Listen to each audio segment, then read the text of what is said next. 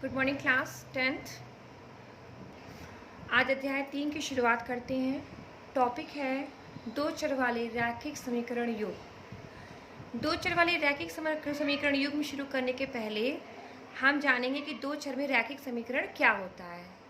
देखिए, दो चर में रैखिक समीकरण ax + by = c के रूप का होता है, जहाँ a b c वास्तविक संख्या है और a b ≠ 0 है। यानी a और b वास्तविक संख्या के होने के साथ साथ a और b में से कोई भी शून्य नहीं है। यानी a² + b² का मान जो शून्य के बराबर नहीं है। तो ये जो रूप होता है दो चर में रैखिक समीकरण है। दो चर में यानी यहाँ पे एक चर x है, दूसरा चर y है। और रैखिक क्यों हो गया? क्योंकि यहाँ पे x और y की घातें जो है वो एक है। इस तरह के समीकरण आपने क्लास 9th में पढ़े हैं। अब रैखिक समीकरण का हल।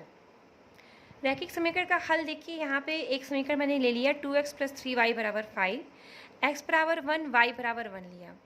अब लेफ्ट हैंड साइड में समीकरण के बाएं तरफ इसको रखते हैं। तो देखिए, x की जगह 1 रख दिया, y की जगह 1, और इसको हल किया तो यहाँ पे मान कितना आया? 5।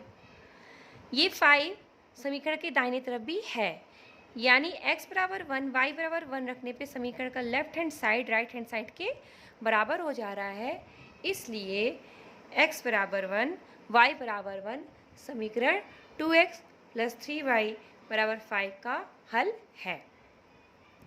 अब अगर x = 1 और y = 7 लेते हैं, तब क्या होता है? लेफ्ट हैंड साइड लिया, इसमें x की जगह 1 रखा, y की जगह 7 रखा, तो इसको सॉल्व किया तो यहाँ पे आ गया 23, जो कि 5 के इक्वल नहीं है, जो कि समीकरण का दाहिना पक्ष है।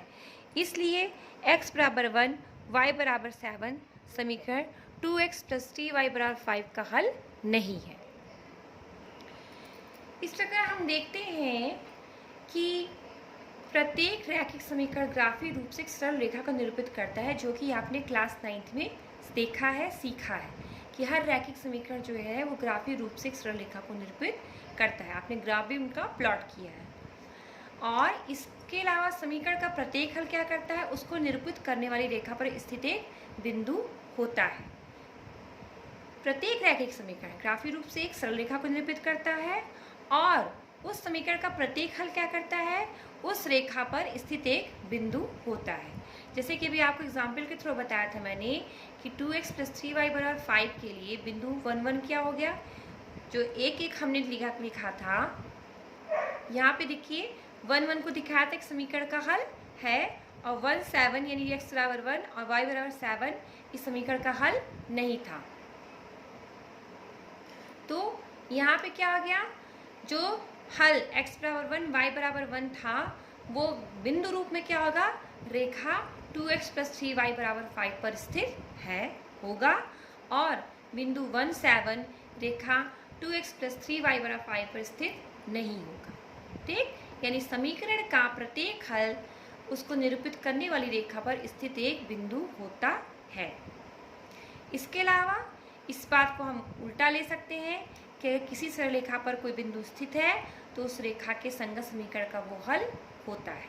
तो इतने डिस्कशन से हमें ये याद रखना है कि दो चर वाले रैखिक समीकरण क्या होते हैं। दो चर वाले रैखिक समीकरण ax + by = c, ax + by = c के रूप में होते हैं, जहाँ पर a b c वास्तविक संख्याएं होती हैं और a² + b² का मान शून्य के बराबर नहीं होता है। दो चर रैखिक समीकरण का जो हल है होता है, वो हल उस पर स्थित, उसके अकॉर्डिंग जो रेखा होती है इसके संगत, उस पर स्थित बिंदु होता है। दो चर रैखिक समीकरण ग्राफीय रूप से क्या निरूपित करते हैं? ये एक सरल रेखा को निरूपित करते हैं, ज्यामितीय रूप से एक सरल रेखा को निरूपित करते हैं। यानी जब इनका ग्राफ प्लॉट होता है तो हमें एक सरल रेखा प्राप्त होती है। ये सब चीज़ें क्या है आपने 9th में पढ़ी हैं, जिनका ये रिवीजन हो रहा था। अब जो कोर्स में है उसकी बात करते हैं, दो चर में रैखिक समीकरण योग। रैखिक समीकरण युग, युग का मतलब जोड़ा, यानी दो चर में दो रैखिक समीकरण को हम एक साथ स्टडी करेंगे। तो इनका व्यापक रूप होता है a1x + b1y + c1 = 0 और a2x + b2y + c2 = 0, जहाँ a1 b1 c1 a2 b2 c2 ये वास्तविक संख्याएं हैं। यानी x y के गुणांक और जो अचर संख्या होती सब क्या है? वो वास्तविक संख्याएं हैं और a1 square plus b1 square का मान शून्य नहीं होगा और a2 square plus b2 square का मान शून्य नहीं होगा। सरल अर्थों में शब्द तो समझा जाए सरल शब्दों में तो a1, b1, a2, b2 जो होंगी वो शून्य संख्याएं नहीं होंगी। ज्यामितीय रूप से ये युग्म दो सरल रेखाओं का युग्म प्रदर्शित करता है, क्योंकि अभी आपने पढ़ा है कि दो चर में रैखिक समीकरण ज्यामितीय रूप से क्या व्यक्त करता है, वो एक सरल रेखा निरूपित करता है। तो जब हमने दो रैखिक समीकरण का जोड़ा लिया तो वो दोनों अलग अलग दो रेखाओं को निरूपित करते हैं। अब किसी भी तल में अगर हम दो रेखाएं खींचते हैं तो तीन संभावना हो सकती है, ठीक है। नंबर एक संभावना, या तो वो दोनों रेखाएं आपस में समांतर होती हैं, यानी उनके बीच की जो दूरी है वो कभी घटती नहीं, समांतर रेखाएं होती हैं।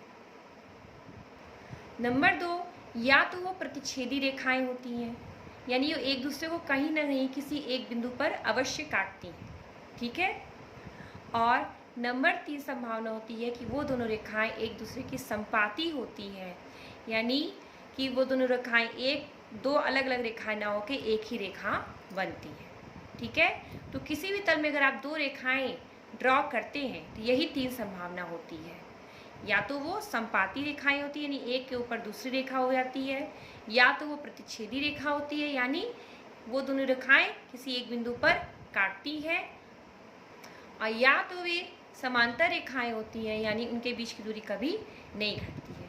तो दो चर में रैखिक समीकरण युग्म क्या दिखाता है, दो सरल रेखाओं का ग्राफीय रूप से दो सरल रेखाओं का युग्म प्रदर्शित करता है, और दो सरल रेखाओं का युग्म तीन प्रकार का हो सकता है, या तो समांतर होंगे, या तो प्रतिच्छेदी होंगे, और या फिर वो संपाती रेखाएं होंगी। और दो चर में रैखिक समीकरण युग्म का ये व्यापक रूप होता है।